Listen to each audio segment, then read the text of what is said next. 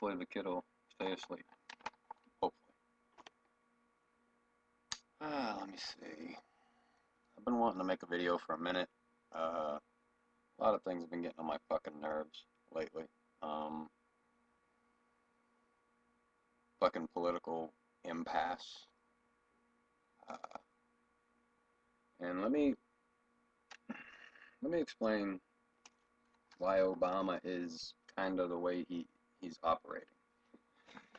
When he was, and I got all this out of his biography, autobiography, check that, there was no ghostwriter. Imagine that.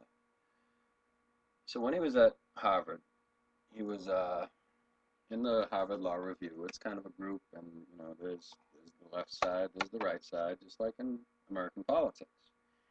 And he got voted president because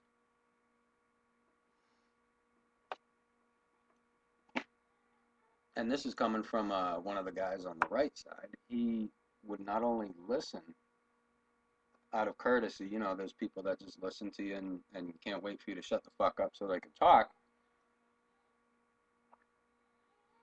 Yeah, that. He actually listened. And if your ideas made better sense than what was on the fucking table, it got enacted. Like that. He's trying to do the same thing. Bipartisanship, all the way up and down the line, much more than I would do.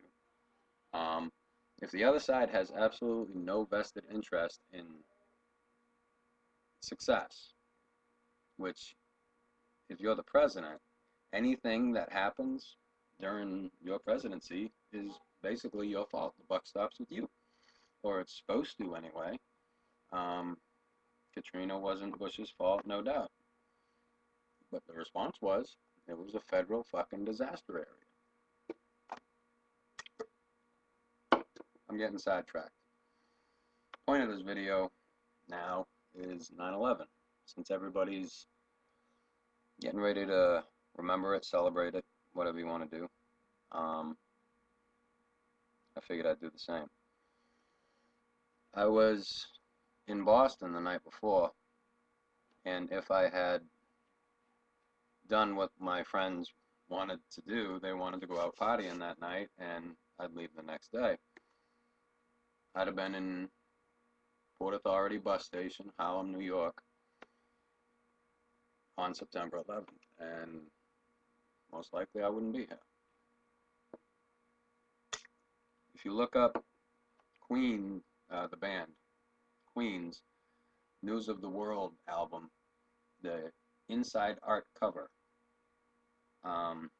there's this picture of a robot reaching into an amphitheater, and the front row of people is just looks of sheer terror. And right outside, right as we got out of the DC Beltway coming down to Alabama on the bus, I had a dream of a plane with the skin peeled off, and everybody sitting in that plane had that look. Was those people in that album cover. You can check it out if you want, whatever. But I didn't think shit of it, and then I got home and was still buzzing from the road, so I'm up drinking fucking coffee and watching the news, and boom. And I just, yeah, I couldn't believe my shit. I couldn't believe it. So anyway, it happened. And, you know, tons of stories have come out since, and about all the bravery, the Flight 93, I think it was. And, you know, we all got swept up, well, the great majority of us, got swept up in unity, fever.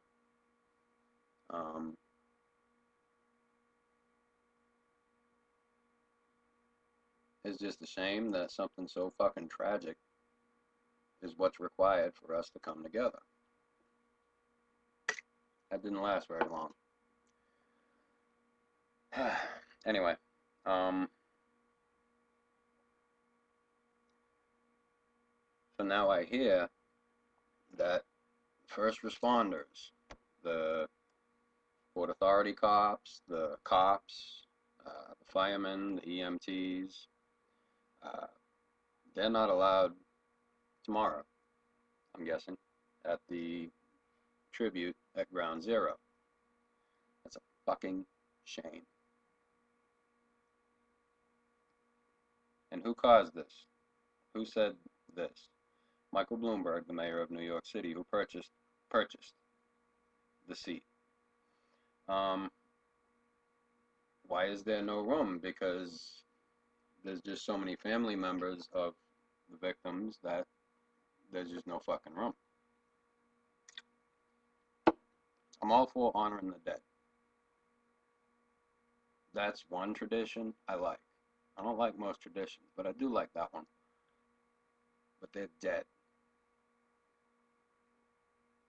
And you can honor and cry and weep and curse God all you want, but they ain't coming back.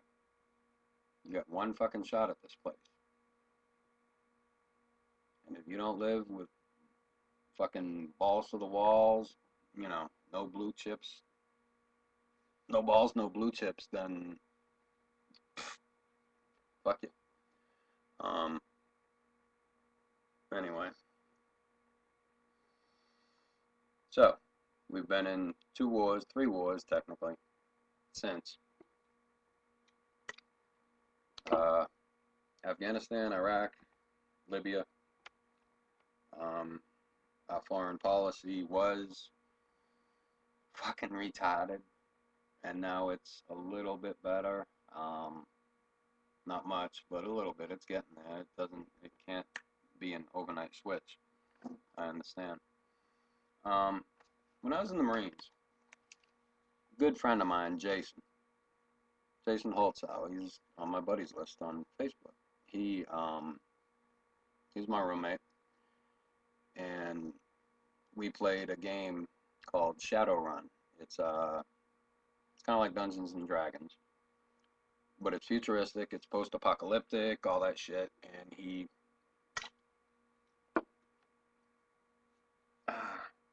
basically it involved the fall of America, the fall of nations, and in the place of those nations rose corporations,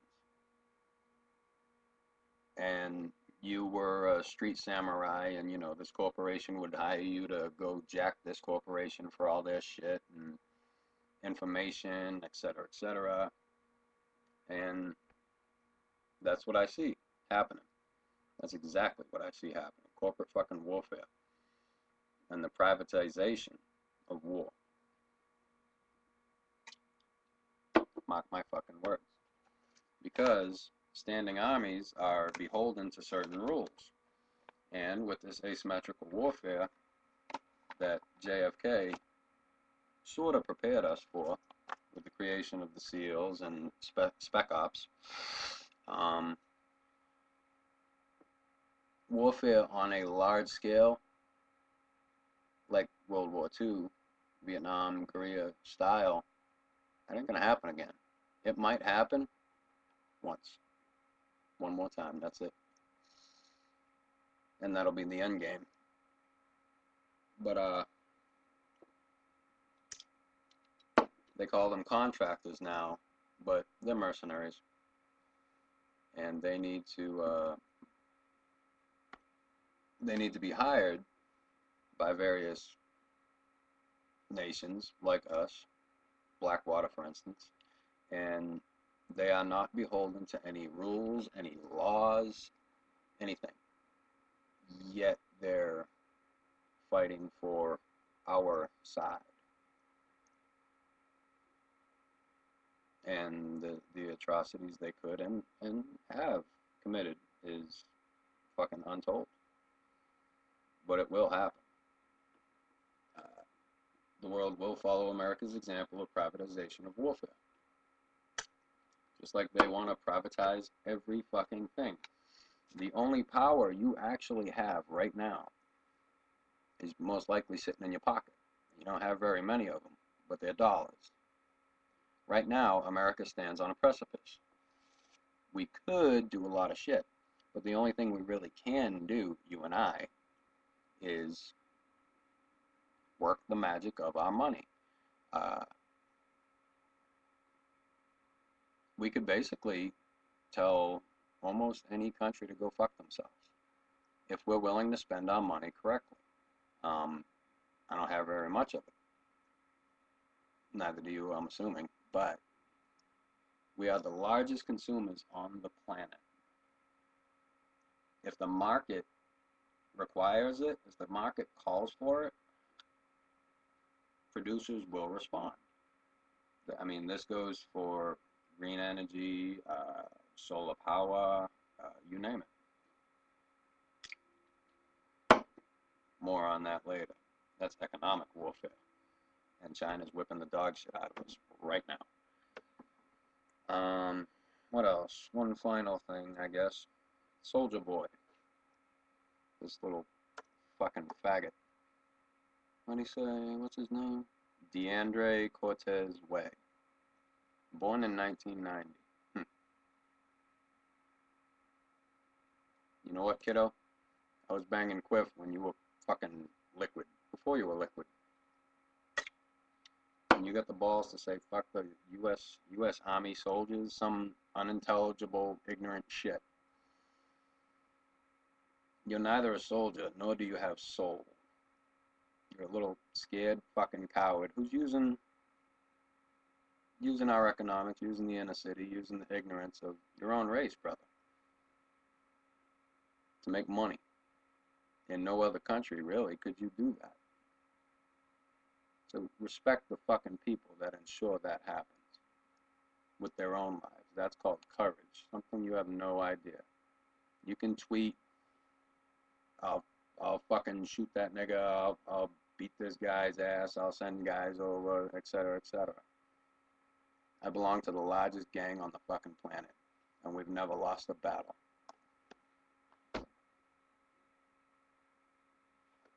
That one.